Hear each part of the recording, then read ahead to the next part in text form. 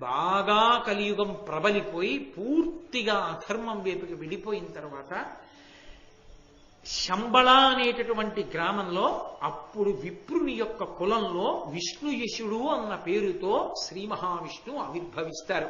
అది కల్కావతారం. కల్కావతారం రాలేదు, కల్కావతారం వస్తుంది. ఆ అవతారం ఎప్పుడు వస్తుంది అంటే పురుషుడి ఆయుర్దాయం 16 ఏళ్లే అయిపోతుంది. ఏ పురుషుడు 16 ఏళ్లకి మించి బతకడం. అది కలియుగాంతకు లక్షణాలు. అందుకని ఇప్పుడు బెంగ పెట్టుకోవలసిందేం లేదు.